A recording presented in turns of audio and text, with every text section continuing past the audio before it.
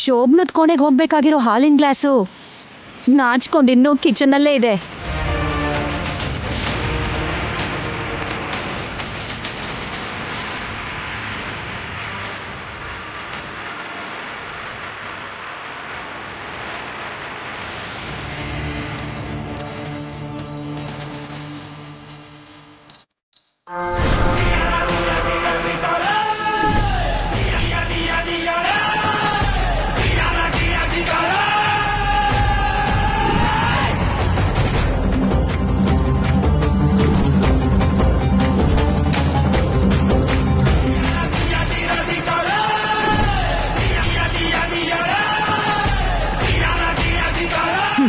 ಈ ಹಾಲ್ ಕುಡಿದ್ರೆ ಗಂಡ ಹೆಂಡತಿ ಇಬ್ರು ಗಾಢವಾದ ನಿದ್ದೆಗೆ ಹೋಗ್ತಾರೆ. ಸದ್ಯಕ್ಕೆ ಫಸ್ಟ್ ನೈಟ್ ನಡೆಯೋದಿಲ್ಲ, ಮತ್ತೆ ಮುಹೂರ್ತ ಸಿಗೋದಕ್ಕೆ ಟೈಮ್ ಬೇಕಾಗತ್ತೆ. ಅಷ್ಟರಲ್ಲಿ ಏನ್ ಮಾಡ್ಬೇಕು ಅಂತ ಯೋಚನೆ ಮಾಡಬಹುದು.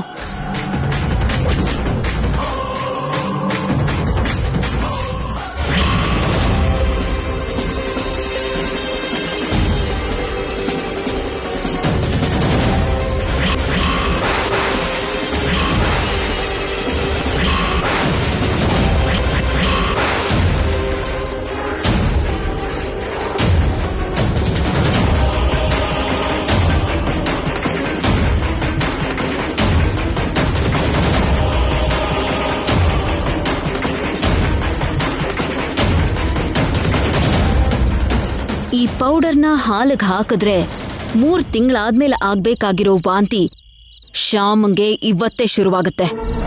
ಶ್ಯಾಮನ್ ಜೊತೆಗೆ ಅಖಿಲ್ಗೂ ಕೂಡ ವಾಂತಿ ಶುರುವಾಗುತ್ತೆ.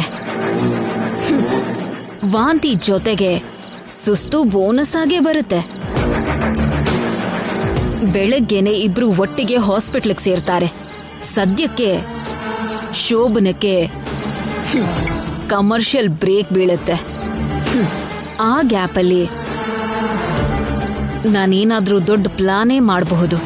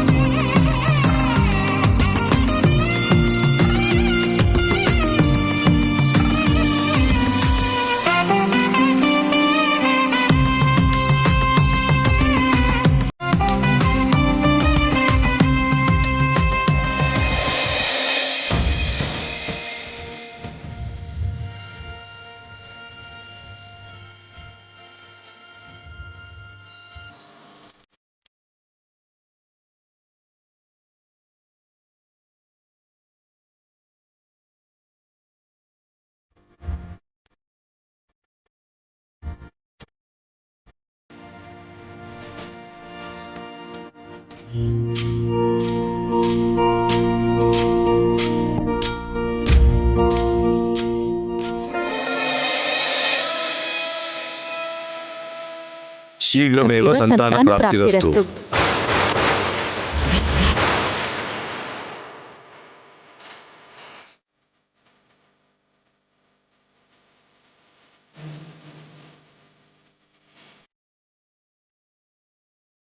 दीर्घ सुमंगली भव। दीर्घायुष्मान भव।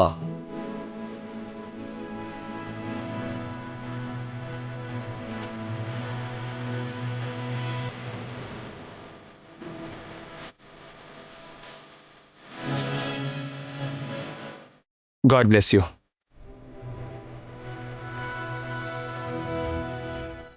ಆಗದೆ ಇರೋ ಶೋಭನಕ್ಕೆ ಇಷ್ಟೆಲ್ಲ ಬಿಲ್ಡಪ್ ಬೇಕಾ?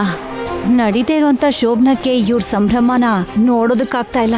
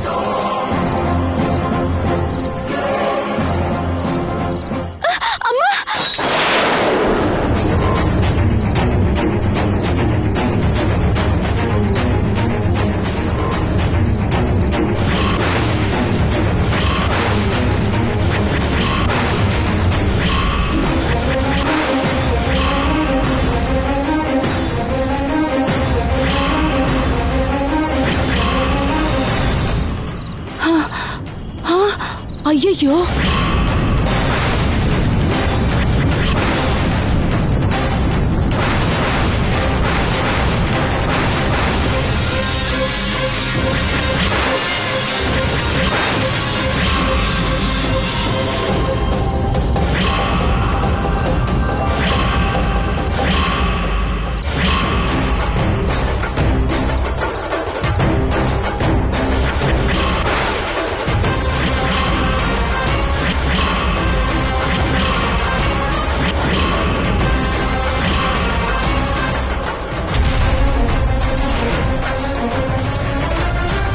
ಇದೇನಿದು? ಔಷಧಿ ಮಿಕ್ಸ್ ಮಾಡಿರೋ ಹಾಲು ನೆಲದ ಪಾಲಾಗೋಯ್ತು. ಈಗೇನ್ ಮಾಡ್ಲಿ? ಯಾಕೆ ಹೀಗೆಲ್ಲ ಆಯ್ತು? ಇವ್ರೇನಾದ್ರೂ ಬೇರೆ ಹಾಲು ಕೊಟ್ಟು ರೂಮ್ ಕಳಿಸ್ಬಿಡ್ತಾರ ಏನು? ಹಾಗಾಗ್ಬಾರ್ದು ಅಂತಂದ್ರೆ ಈಗ ನಾನು ವಸಂತನ ಹೆದರ್ಸ್ಬೇಕು. ಎಸ್. ಅಯ್ಯಯ್ಯೋ, ಎಂತ ಅಪಚಾರ, ಎಂತ ಅಪಚಾರ,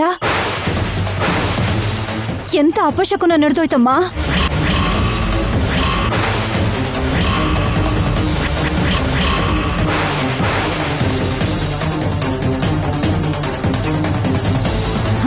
ಶೋಭನದ್ ಕೋಣೆಗೆ ಹೋಗ್ತಾ ಇರೋ ಮದುಮಗಳ ಕೈಲಿದ್ದಂತ ಹಾಲಿನ ಗ್ಲಾಸು ಜಾರಿ ನೆಲಕ್ ಬಿದ್ದು ಹೋಯ್ತಲ್ಲ.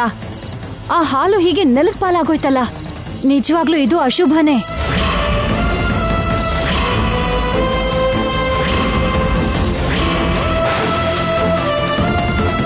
ಇವತ್ತಿನ ಮುಹೂರ್ತ ಚೆನ್ನಾಗಿಲ್ಲ ಅನ್ಸತ್ತೆ. ಅದಕ್ಕೆ ಹೀಗೆಲ್ಲ ಆಗಿರ್ಬೇಕು ಅತ್ತಿಗೆ.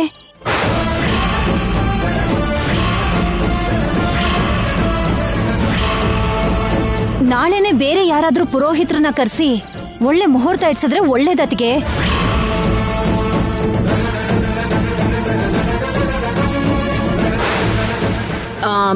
ನನಗೂ ಅದೇ ಕರೆಕ್ಟ್ ಅನ್ನಿಸ್ತಿದೆ.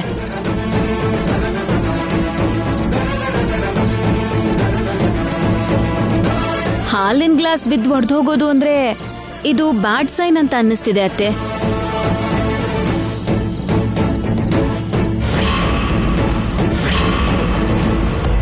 ಅದೇನು ಬ್ಯಾಡ್ ಸೈನ್ ಅಲ್ಲ ಐಶ್ವರ್ಯ.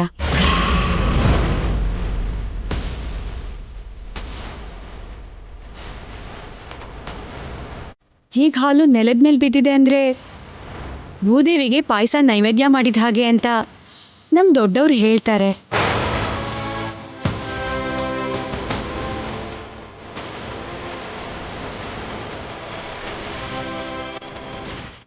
ಹೌದು, ವೈದೇಹಿ ಹೇಳಿದ್ದು ಕರೆಕ್ಟು.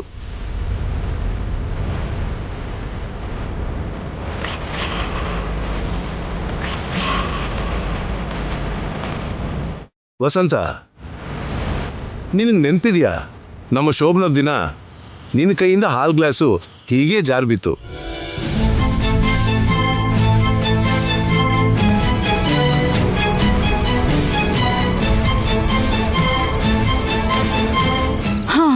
ಹೌದು ರೀ. ಆಗ ನಿಮ್ ತಂದೆಯವರು ಕೂಡ ಇದೇ ಮಾತನ್ನು ಹೇಳಿದ್ರಲ್ವಾ? ಹೌದೌದು, ಇದೇನು ಅಶುಭ ಅಲ್ಲ, ಶುಭ ಸೂಚಕನೇ ಅಂದಿದ್ರು ನಮ್ಮಪ್ಪ.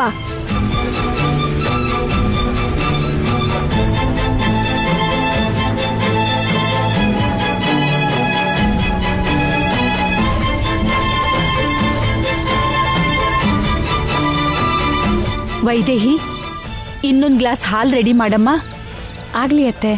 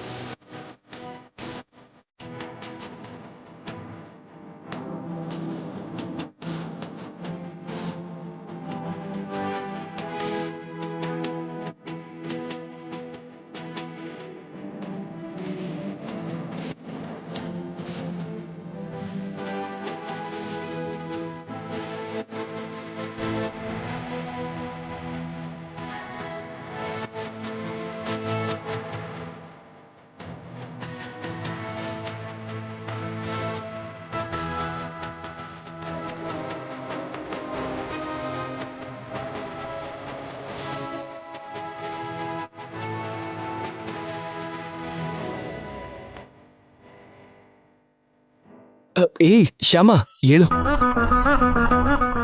ಏನಿದು ಹಳೆ ಶಾಸ್ತ್ರ? ಶಾಸ್ತ್ರ ಹಳೇದಾದ್ರೂ ನಮ್ಗೆ ಹೊಸದೇ ಅಲ್ವಾ, ಪಾಲಿಸ್ಬೇಕು.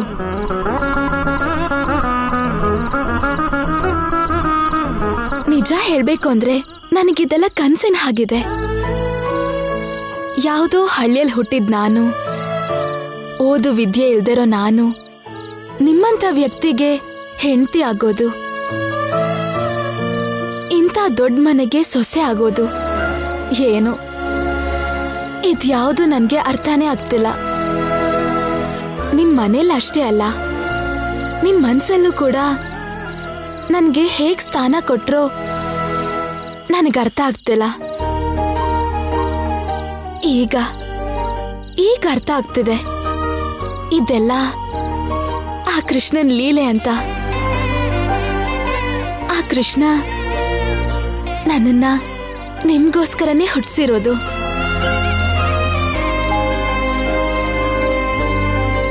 ನಿಮ್ಮನ್ನ ನನ್ಗೋಸ್ಕರನೇ ಹುಟ್ಟಿಸಿದಾನೆ ಅಂತ ಈಗ ಅರ್ಥ ಆಯ್ತು. ಈಗ ನನ್ಗೆ ನಂಬಿಕೆ ಬಂದಿದೆ. ಕೃಷ್ಣ ಒಂದ್ ತುಳಸಿ ದಳಕ್ಕೆ ಭಕ್ತರ ಕಡೆ ವಾಲ್ ಬಿಡ್ತಾನೆ ಅಂತಾರೆ, ಅದು ನಿಜಾನೇ ರೀ. ನಾನ್ ಕೃಷ್ಣನ್ಗೆ ಏನ್ ಕೊಟ್ಟೆ ಹೇಳಿ? ದಿನಕ್ಕೊಂದು ತುಳಸಿ ಮಾಲೆ ಅಷ್ಟೆ. ಅವನಿಗೆ ತುಳಸಿ ಮಾಲೆ ಹಾಕಿರೋ ಪುಣ್ಯಕ್ಕೆ ನಿಮ್ಮಂತ ಬಂಗಾರದ ಮನುಷ್ಯ ಅಂತವ್ರನ್ನ ನನ್ಗೆ ವರವಾ ಕೊಟ್ಟ ನನ್ ಕೃಷ್ಣ. ಈ ಜನ್ಮಕ್ಕೆ ನನಗೆ ಇದಕ್ಕಿಂತ ಇನ್ನೇನ್ ಬೇಕು ಹೇಳಿ? ಇನ್ನೂ ಬೇಕು. ಪ್ರತಿ ಜನ್ಮಕ್ಕೂ ನಾವೇ ಗಂಡ ಹೆಂಡತಿ ಆಗುವಂತ ವರ ಸಿಗ್ಬೇಕು. ಆ ವರ ಕೂಡ ಸಿಗತ್ತೆ ಬಿಡಿ. ಕೃಷ್ಣ ಇದಾನಲ್ಲ, ಭಯ ಯಾಕೆ?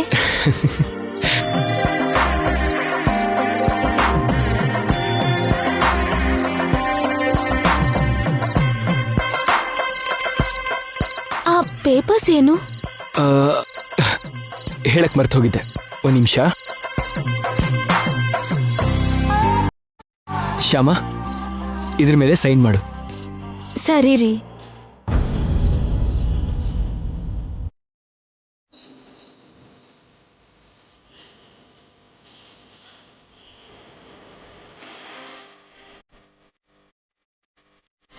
ಮಾಡಿದ್ದೀನಿ.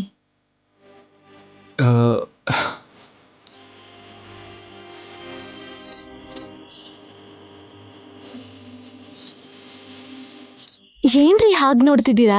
ಇದೇನ್ ಶ್ಯಾಮ, ಸೈನ್ ಮಾಡು ಅಂತ ಹೇಳ್ತಿದ್ದ ಹಾಗೆ ಆ ಥರ ಹಾಕ್ಬಿಟ್ಟಿಯಲ್ಲ. ಇದು ಏನ್ ಪೇಪರ್ಸು? ಇದರಲ್ಲಿ ಏನ್ ಬರ್ದಿದೆ ಅಂತ ಓದ್ಬೇಕಲ್ವಾ? ಓದಿದ್ಮೇಲೆ ತಾನೇ ಸೈನ್ ಮಾಡಬೇಕು. ಅಗತ್ಯ ಇಲ್ಲ ರೀ, ನೀವ್ ಸೈನ್ ಮಾಡು ಅಂದ್ರಿ, ಮಾಡ್ದೆ ಅಷ್ಟೇ. ಬೇರೆಯವ್ರನ್ನ ಯಾವತ್ತೂ ಅಷ್ಟೆಲ್ಲ ನಂಬಾರ್ದು ಶ್ಯಾಮ. ಗಂಡ ಹೆಂಡತಿ ಮಧ್ಯೆ ಇರ್ಬೇಕಾದ್ದು ನಂಬಿಕೆ ಅಷ್ಟೇ ಅಲ್ವಾ ರೀ?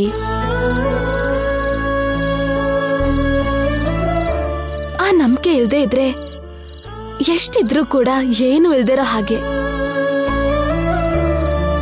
ಆ ನಂಬಿಕೆ ಇದ್ದಾಗ ಏನೂ ಇಲ್ಲ ಅಂದ್ರೂ ಎಲ್ಲ ಇದ್ದ ಹಾಗೆ. ಚೆನ್ನಾಗಿ ಹೇಳ್ದೆ ಶ್ಯಾಮ. ಇದು ಒಂದು ಅಪ್ಲಿಕೇಶನ್ ಫಾರ್ಮ್. ನಿನ್ನ ಹೆಸರಲ್ಲಿ ಒಂದು ಆಡಿಯೋ ಕಂಪನಿ ಮಾಡಿ ಆ ಕಂಪನಿಗೆ ನಿನ್ನ MD ಮಾಡಬೇಕು ಅನ್ನೋದು ನನ್ನ ಆಲೋಚನೆ.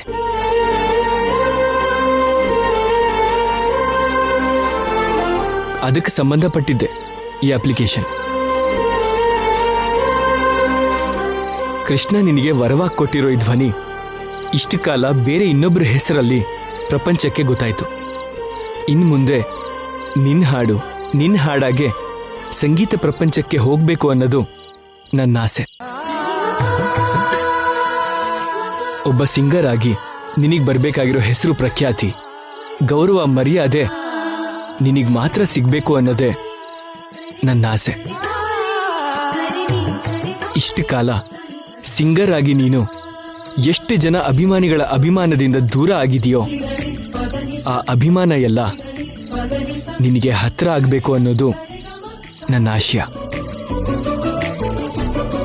ಅದಕ್ಕೆ ನಿನ್ನ ಕೈನಲ್ಲಿ ಆಡಿಯೋ ಕಂಪನಿ ಮಾಡಿಸಿ ನಿನ್ನ ಹಾಡಿನ ಆಲ್ಬಮ್ನ ಮಾರ್ಕೆಟ್ಗೆ ರಿಲೀಸ್ ಮಾಡಿ ಹೆಚ್ಚು ಜನರನ್ನ ನಿನ್ನ ಹಾಡಿಗೆ ಹತ್ರ ಮಾಡಬೇಕು ಅನ್ನೋದನ್ನ ನಾನು ನಿರ್ಧಾರ ಮಾಡಿದ್ದೀನಿ.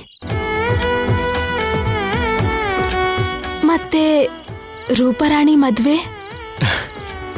ರೂಪಾರಾಣಿ ವಿಷಯ ಸೆಟ್ಲ್ ಆದ್ಮೇಲೆ ಇದೆಲ್ಲ ನಡೆಯೋದು. ಈ ಆಡಿಯೋ ಕಂಪನಿ ಅನ್ನೋದು ನಾನು ನಿನಗೆ ಕೊಡ್ತಿರೋ ಗಿಫ್ಟ್,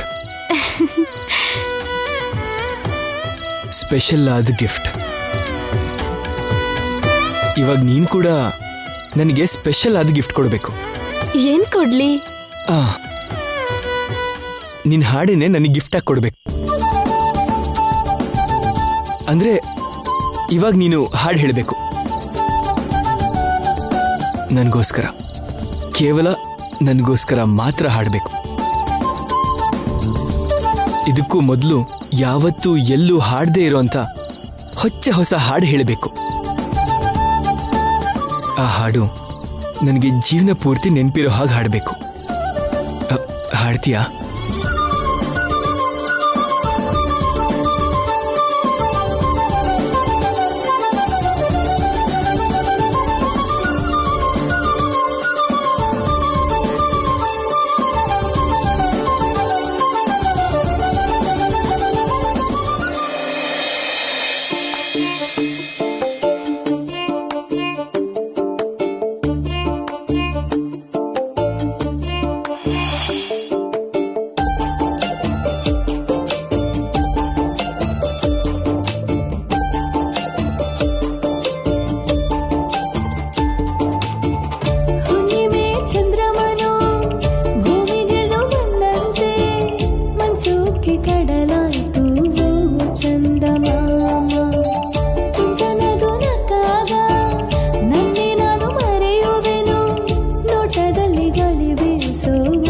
ಚಂದ